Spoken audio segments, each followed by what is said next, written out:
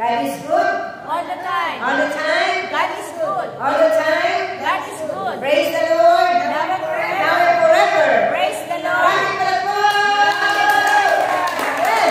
Hallelujah. So, kaya ba tayo makinig ng ating pagsasaluhan na muli pagkakali na naman ng ating Amang nasa langit ang ating mga kaluluwa at espiritu sa kanyang mabuting balita. Amen? Amen. Iba na naman na putahe ito, pero hindi tayo nagsasawa. Hindi natin pinagsasawaan. Amen? Amen. So, akin ang tatawagin ang ina sa bagong Jerusalem na maghahayag tungkol sa paghahari ng Diyos sa ating panahon, sa nababagong panahon, na walang dilit iba ang pinupuspos ang kapangyarihan ng Diyos at tunay na pinagagaling, pinalalakas. Walang dilit iba ang ating pinamahal na kapatid, Inang Hermie. Malakas ang palakpak sa ating Diyos.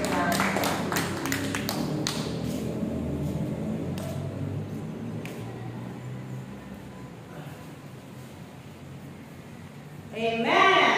God is good. All the time. All the time. God is good. Set my spirit free. Yahweh Shaddai. Yahweh Shaddai. Set my spirit free. Maraming palakpak.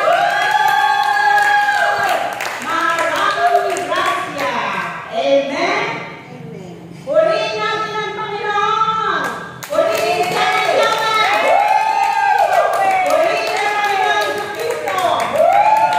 Purihin ang banal na Espiritu Santo. Purihin. Amen. Lord Jesus, Jesus. I trust in you.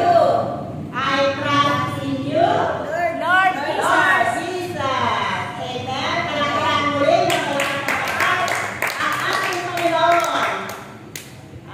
Ngayon naman, dapat na po natin ang ating mga ngiti. Bakit natin kailangan ngumiti? Sapagkat tatanggapin natin si Jesus, Amen. ang salita ng Diyos. Amen. Amen? Sinabi ng ating Panginoon, nakikinig sa akin ang aking mga tupa. Kayo ba'y tupa ni Jesus? Amen. Kung ganon, makinig ang may pandinig. Amen? Amen. Ngayon naman, tatapos na tayo sa ating pagsasaluhan. Ngayong araw na ito, mabuting balita mula sa aklat ni San Lucas. Kabanatang 18, talatang 1 hanggang 8. No? Ang pamagat, yung kalinhaga tungkol sa babaeng balong at tubo. Yan. Isinaysay ni Jesus sa mga alagad niya ang isang kalinhaga. No? Upang sila ay turuan na malaging, manalangin, at huwag mangginawa. Sinabi ng ating Panginoon, may isang lungsod. Sa lungsod na yon, may isang bukod na hindi natatakot sa Diyos. At hindi gumagalang sa kapwa-tao. Amen. Amen? Sa lungsod din yun, mayroong isang babaeng balo na punta doon sa bukod upang humingi ng katarungan. Amen. Pero tinanggihan siya ng bukod hanggang sa dumating ang maraming ilang panahon, no? Hindi siya tinanggihan pa rin siya ng bukod. Ngunit sa pagpunta-punta ng babaeng balo, naisip ng bukod, bagamat ako'y hindi natatakot sa Diyos at hindi gumagalang anuman, igagawad ko na ang katarungan sa babaeng ito. No?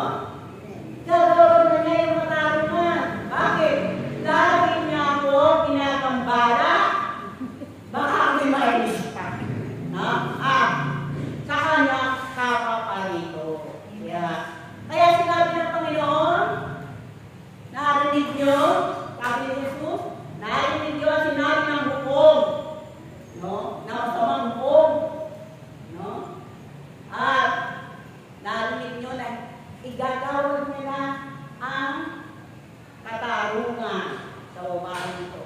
Ganyan ang ating Panginoon. Hindi niya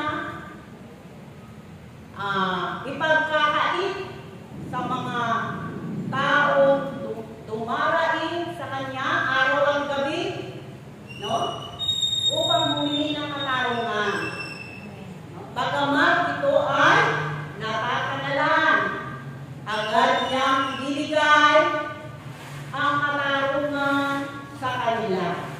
Yan ang paliwanag ng ating Panginoon. Ano ang inyong natutunan sa ibinahagi ng ating Panginoon? Na tayo sa ating panalangin, huwag tayo maiinip. Amen. Magkaroon tayo ng huwag tayo maghihinawa, magkaroon tayo ng pag-asa, no? Sapagkat sabi nga, hindi ipagkakait ng Diyos ang katarungan. Amen? Palakpakan natin ang ating Panginoon. Hallelujah! Praise God! Hallelujah! No? Ang Diyos, sumasagot niya sa akin. Kung minsan ay yes, kung minsan ay no, kung minsan ay wait. Yan. No? Wait lang. Kapag yes, no? Ang ibig sabihin, ibibigay agad Amen. ng Diyos yung ating hinihiling. Sapagkat, makabubuti para sa atin Amen. yung ating hinihiling. No? Ako, naranasan ko, no, manalangin sa Diyos na sandali lang ibinigay na. Amen. No? Kasi nga, yung ako ay nabali yung iso ko, no? Eh wala akong makitang dentist dyan sa paligid. No? Puro mahal. Mahal ang mga dentist, mga na pagpapapustiso. No? Pero, dahil sa panalangin ko, sinagot agad. No? Na ang panalangin ko kasi, makakita ako, ituro niya sa akin kung saan yung mura at kaya ang aking bulsa. Yung pustiso. Kaya naman, dininig na Diyos yung panalangin ko. Amen. Yung aking malugang, nalaman niya na nakailangan mapapapustiso ako. Sabi niya, yung mama ko, nagpapustiso, mura lang.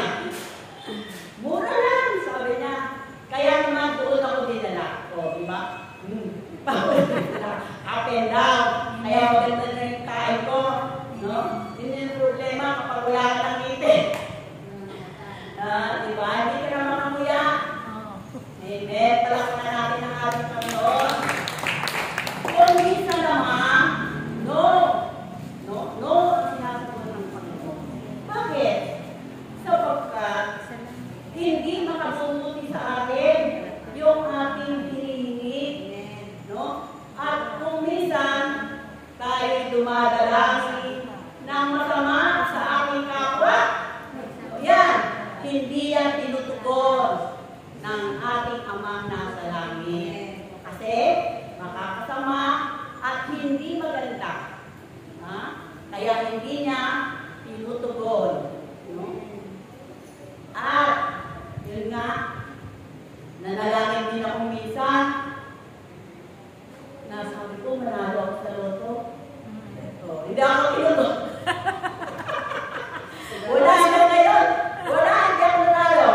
Sabi Kasi Termel, sabi niya, huwag ka nang tumaya ng loto. Ang sabi kasi, pumasok sa aking isip, baka ikaw ay, pag ikay nagkawalang pera, mag-iba na Ang ugali. ugali.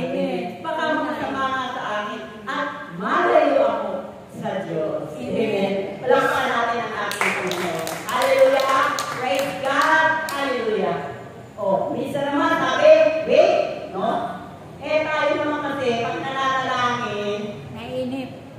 malayo pa yung ating pinapanalangin, gusto natin matanggap na natin. Amen. Siyempre, wait. Wait Sa lang. tamang oras at panahon,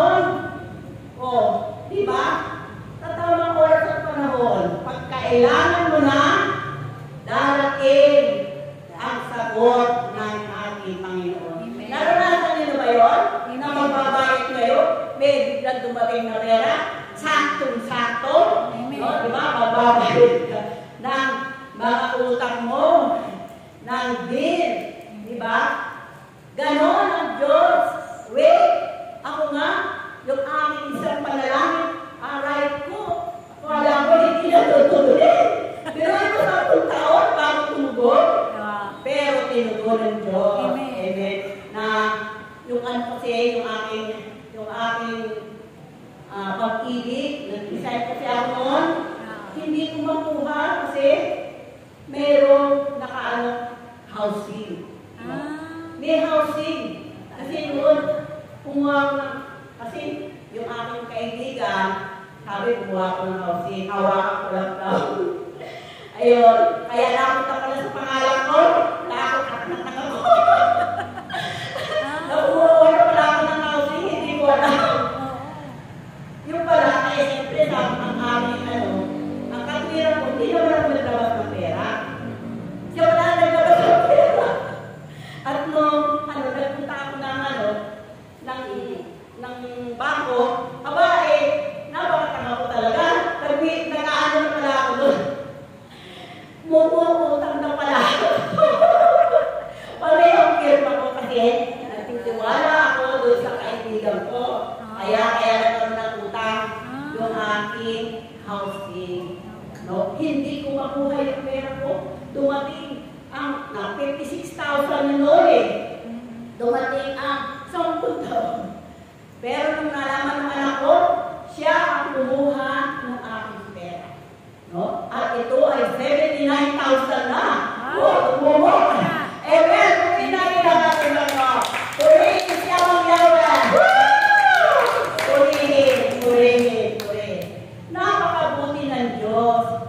Hindi lang sa atin, hindi natin alam na siya ay may ginagawa sa kung tayo nananalangin. Kumikilos din ang Diyos. Hindi lang natin alam. Ay tayo mailipin. Amen? Ang mga matuwid, no? Matuwid na tao, tinutugon agad ng Diyos yan. Kaya kapag matuwid, no? Katulad natin, tayo nananalangin dito sa gawain ng ating Panginoon, tinutugon ang ating panalangin. Tignan mo, ang ganda ng ating klima. Diba sabi, ikaw tayo sa number 1 tayo. Ikaw ang Diyos, signal number 1. Pero hindi sa atin, pinararanas ni Ama ang bagyo. Pangako niya sa akin yan, tayo ay kanyang iingatan dahil sa ating mga panalangin. Bukod doon, yung panalangin natin sa mga buhay, kailangan din natin manalangin sa mga patay. Sapagkat ang mga patay, mayroon din kaluluwa na dapat natin ipanalangin. Kaya dito, di ba, sa gawain, maraming mga kaluluwa. No, di ba, pagka sinasabi ng ating ng Mama Mary, yung mga pinalangin nyo, nagsiakit na silang lahat. Amen? Purihin natin ang ating Panginoon. Purihin natin ang Diyos. Amen? Napakabuti ng Diyos. No? Kaya kapag tayo ay nananalangin sa Diyos, huwag tayong mag-aalinlangan. No? Dapat ang ating pananalig sa Diyos ay buo. No? Buong-buo. Huwag tayo mag-aalinlangan. Bakit? Hindi ibibigay ng Diyos. No, sasabihin mo, naway kumaling na yung kapatid ko. Magaling ka lang. Kahit tanong ko pa. Hindi tutugon kasi hindi ka nananalig at nananampalataya.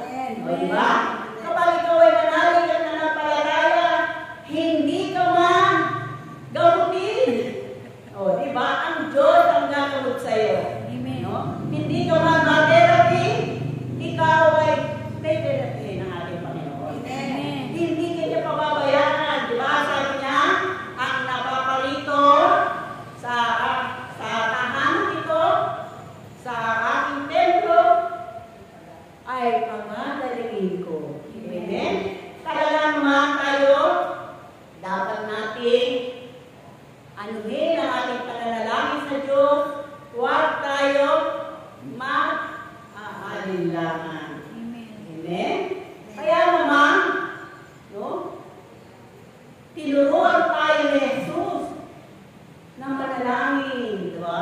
Ang mga alagad, tinuruan niyang manalangin. Bakit? Para tayo ay magkaroon ng relasyon sa Diyos. Si Jesus ang nagbigay sa atin ng karapatan maging mga anak ng Diyos. Kaya nga, sinasabi niya, kung kayo'y mananalangin, no? Si Jesus, kapag nananalangin siya, umaakit siya sa bundok. Pero sabi niya, kung kayo'y mananalangin, pumasok kayo sa silid. No? At isarado yung pinto. Kailangan tayo nananalangin nanggagaling sa ating mga puso. Amen. Yung panalangin natin, hindi sa puso. Amen. Sabi ng Diyos, ang kanilang panalangin ay galing lang sa puso, kaya sila ay malayo sa akin. Hindi nila ako minamahal. Amen? Talaga naman, no? Kapag tayo mananalangin sa Diyos, kailangan natin isa puso ang ating pananalangin. Amen. No? Kapag tayo ay nananalangin, kailangan alisin natin ang mga basura sa ating mga puso. Diba? Nakakahadlang yan sa ating mga panalangin. Amen? At yung ating isip, buong isip natin ituon sa ating Panginoon. Hindi kung saan natin itinutuon ang ating isip, kundi sa ating Panginoon. Para buong isip na ating makausap ang ating Panginoon. Amen? At yung pang-isa, yung buong kaluluwa, pati ang ating kaluluwa ay nakikipag-usap sa Diyos. No? Siya yung nakikipag-usap. Tayo nakapitit, nananalangin ng tahimik, ang ating kaluluwa ang nakikipag-usap sa Diyos. No? Sapagkat siya ang nakakaalam ng ating mga saloobin. Amen? Kaya naman, kapag tayo nananalangin, ipakita natin sa Diyos na siya lang at wala nang iba ang ating dinasamba at paglilingkuran. Amen! Palakpakan natin ang ating Panginoon. Hallelujah! Praise God! Hallelujah! No? Si Jesus, no, tinuruan tayo manalangin. Ano ba yung tinuro ni Jesus sa akin? Yung Ama namin. Diba? Tinuro niya, kaya yung Ama namin, mabisa yan. Makapangyarihan siya yan. Sapagkat yan, nandiyan na yung pagpupuri sa Diyos. Yung Ama namin nasa langit. Sambahin ang pangalan mo. Pinupuri natin ang Diyos. Pagkatapos, nandiyan na rin yung sundin ang kalooban mo dito sa lupa para nasa langit. Andiyan na rin yung ating pagsunod sa ating Panginoon. At yung paghili natin, ang sabi natin, bigyan mo kami ng pagkain sa araw na ito. Sa araw lang na ito, sapagkat tayo tinuturuan araw at gabi manalangin sa Diyos. Amen. Tayo ba nananalangin araw at gabi? Amen. Amen. Araw at gabi. Minsan gabi lang. Minsan ato ka na. Diba? Nakakalimutan mo na manalangin. Nakakatulog ka na. At yan sa Rosaryo, isa lang yan sa daan para sa kaligtasan. So, yan Rosaryo, ang naturo niya ay walang iba kundi si Mama Mary, ang mother ni Jesus. No? Tinuruan tayo ng Rosaryo. No? Sapagkat kapag tayo nag-Rosaryo, bawat butil, ang sabi, kaligtasan. No? Kapag tayo nag-Rosaryo. At maraming kaluluwa ang nailigtas umaakyat sa langit. Amen? Kaya mahalaga yung pagrorosaryo dito sa ating community, no?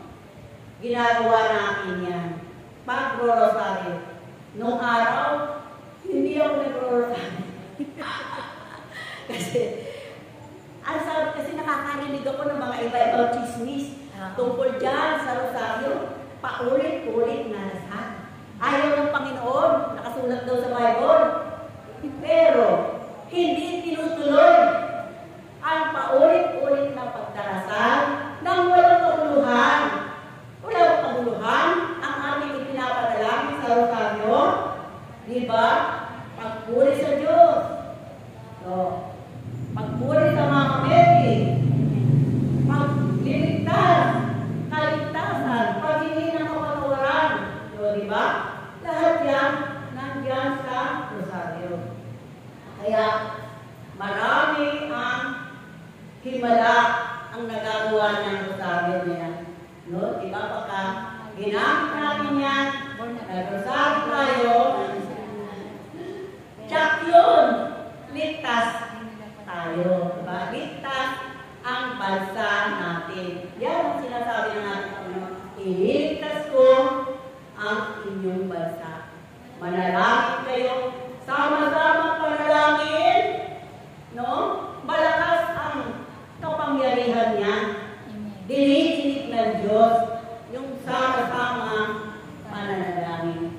Kaya tayo tinuturuan, manalangin ng sama-sama. Sapagkat ang nagkakaisa ng mas matibay, no?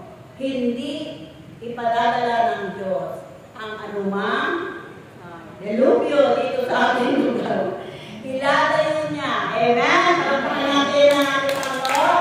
Hallelujah! Praise God! Hallelujah! Tunay nga, no, sa ating pananalangin sa ating Panginoon na dapat hindi lang pananalangin, pakinggan sa Kanya ang ating gagawin sa ating panalangin. Kailangan ipapanalangin din natin ang ating kapwa. Kung gusto nga ng Panginoon, unahin yung kapwa. Unahin yung panalangin sa kapwa. Diba? Bago ko sa sarili, kasi alam ng Diyos yung laman ng iyong puso. No? Mas nalulugod siya kapag tayo nalalangin para sa kagalingan ng ating kapwa. Ayan, si Brother Ben, nawa, sama-sama natin panalangin na siya ay bumalik na. No? Wala tayong gitarista dito. Amen. Alam ko, hindi ko babayaan ng ating Panginoon, si Brother Ben, no? Na tunay na ng anak ng Diyos, hindi pababayaan ng ating Panginoon. Amen. Kapag natin ang ating Panginoon. Hallelujah. Praise God. Hallelujah.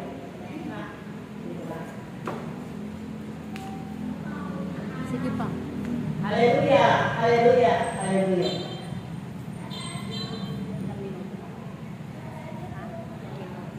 Hallelujah. Hallelujah.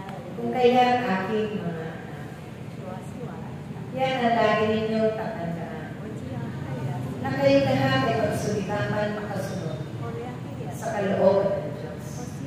Dahil kapag ito ay inyong naisagawa, na naayon sa kanyang kalooban, kailangan ay hindi kayo mapapahamak. Maraming mga kapwa ninyo ang nangangailangan ng inyong tulong. Salamat kayo sa pananalapi. Patid ng Diyos ang lahat ng ito. Sumalit sa pamamagitan ng inyong sama-samang pananalangin. Hindi kayo mabibigo. Ang lahat ng iyan ay guaranteed na at bibigyan niya ng kapulunan sa lahat ng sandali at pagkakataon. Kung kaya huwag na huwag ninyong pagnawaan, gawin ang nararapat na inyong mga tungkulin. Maging ang inyong mga ito'y nawala din yung hingin, may sa katuparan na naayon sa kalooban ng Diyos upang makapagtay ang kasalanan, ang kayapatan, ang pag-iibigan, kagalakan sa inyong mabuhay. Dahil isa yan sa kanyang pangako.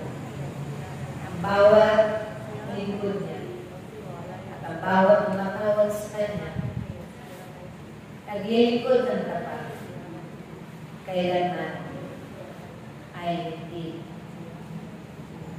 mabibigo sa lahat ng hangarin para sa kapwa. Maging ang mga salot ay ito ay inyong naitataboy sa pamamagitan ng mga kapangyarihan, wika ng makalangit. Ganon din ang mga trahedya at iba't ibang salot na paparating pa lamang na pinahintulutan ng Diyos. Dahil kayo nga ang kanyang itinagda upang maitaboy ito at may panalangin para sa kaligtasan ng mundo at ng inyong mga kapwa.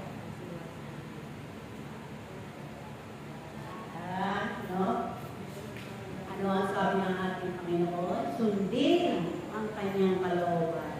Kapag ating sinunod ang kalooban ng Diyos, tiyak yun, no? Maliligtas tayo sa lahat ng mga binugyong yan. At sinasabi niya pa na tayo may kapangyarihan, itaboy. Diba may kapangyarihan tayo itaboy? Amen. Sa pamamagitan ng ating pananalangin at mga bigay sa atin, no? Mga salita, nag-aling ka, salita ng anghel na ibinigay sa atin, ay maitataboy natin ang mga paparating pa lang at yung mga nahandyan ay maitataboy natin papalayo. Amen. Binibigyan tayo ng ating Panginoon ng katuruan kung ano yung ating gagawin sa ating mga buhay. Kailangan natin sumunod sa kanyang kalooban. No? Yung kalooban ng Diyos, kung minsan hindi natin maarap yan, pero nandyan sa Bible ang kanyang kalooban. Kaya tayo mag-aral, no? At basahin, makinig sa mga nagtutok dito tungkol sa Biblia, sa lahat ng kalooban ng ating Panginoon. Amen. Kaya malalaman natin na tayo ay alam na natin yung kalooban niya. No? Ang kalooban niya sa atin ay gumawa tayo ng mabuti. Amen. Mabuti sa ating kapwa. Ano ba sabi niya doon sabi niya? Tumulong dahil ngayon marami ang inano ng bagit. Hindi na marami ang mga binaha ang mga bahay, nasira ang mga bahay, pinangay ang kanilang mga bahay. Buti na lang, walang buhay. Pero ng Christine, maraming buhay ang nawala. Amen? Pero ngayon, parang wala akong narinig. Bakit? Ang mga namumuno ay alis ko na. Amen. Alis ko na sa pagpapaalis sa mga na doon. Hindi naabot ng balita, di ba?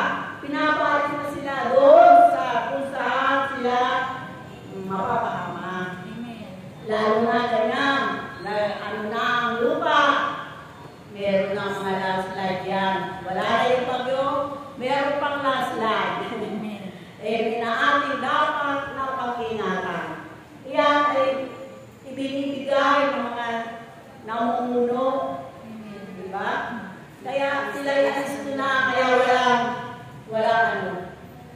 walang namatay. Amen. Parang natin ang ating Panginoon. Dahil na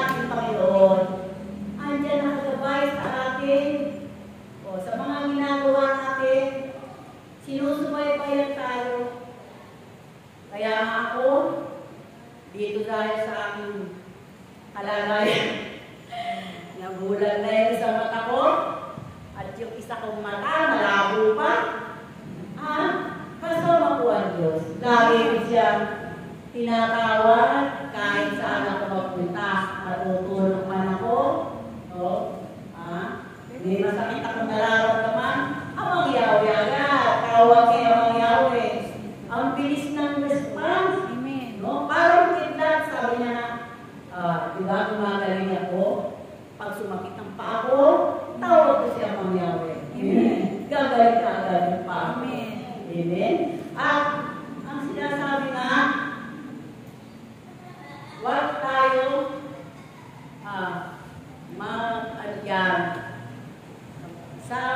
ang sabi na ng Panginoon, matuto tayo magpasalamat. Amen. Sa ating mga panalangin, kayo ba'y nagpapasalamat kapag kayo kumakain? Amen. Diba? 3 beses tayo kumakain, 3 beses tayo magpapasalamat sa ating Panginoon. Ayun, nag-direct lang. Diba? Nagpasalamat pa tayo, parang nakalimutan ko. Oo. Pasalamat ka sapagkat tayo, hindi tayo pinababayaan ng Diyos. Amen? Yung maisip ka lang sa umaga, no? Ay, salamat, ako'y nagising pa. Diba? Maraming tao, hindi na nasigising. Amen? Kapag ikaw ay nakakaihip pa, normal pa, abay magpasalamat ka. Dahil sa mga ganitong edad natin, marami na yung hindi naiihip. Kaya pag tayo naiihip, salamat po Panginoon. Naiihip pa ako. Ibig sabihin, gumagana pa yung bato ko. Amen? Yun namang mapupo ka lang, di ba? Ay, salamat sa Diyos sapagkat mayroong hindi na napupupo. Binubuta ko na dito para lang pupupo. Kaya kay napupo ako. Sabi ko, salamat Panginoon. Minsan, mahirap, di ba? Minsan, mahirap yung pagdumi. Pero, awa ng Diyos, salamat sa Panginoon kasi lumabas pa rin. Amen. Amen? Kaya, nalalanghap natin hangin. Di ba? Libre yan. Bigay ng Diyos. Pasalamat tayo dahil may nalalanghap na tayo. Yung iba, nagbabayad na ng oxygen. Hindi na makahinga. No? Salamat, Panginoon, sa hangin na nagbibigay sa amin ng buhay. Amen. Salamat din. No, tayo nakakapurito pa. Amen. Sa gawain ng ating Panginoon. Amen. Malalakas pa tayo. Amen? Amen. Si Sister Lily, malakas pa. Amen. Nakakaparito pa. Salamat sa Diyos. Amen. Sapagkat tayo, ang nakakaparito lang, no? Sa tahanan ng Diyos, yung mga pinili ng Diyos. Amen. Napakahirap pumunta. Marami ang gustong pumarito, pero hindi sila makapunta sapagkat hindi sila inilapit ng Ama kay Jesus. Amen? Kaya tayo, inilapit na tayo ng Ama kay Jesus. Kaya tayo nakakarating dito sa gawain ng ating Panginoong Yesus Cristo. No? Kaya tayo nakapagbahagi ng kanyang mga salita. No? Sapagkat ang ating Panginoon ang siyang kumikilos para tayo makapagsalita dito sa harapan. O kanina wala akong malamang sabihin. Nakalimutan ko lahat ang sasabihin ko. Pero pag tayo dito, sakto. Ang banal na Espiritu na ang siyang nagsasalita sa inyo. Amen? Palapakan natin ang ating Panginoon. Hallelujah. Praise God. Hallelujah. Ay naman, manatili tayo sa Diyos.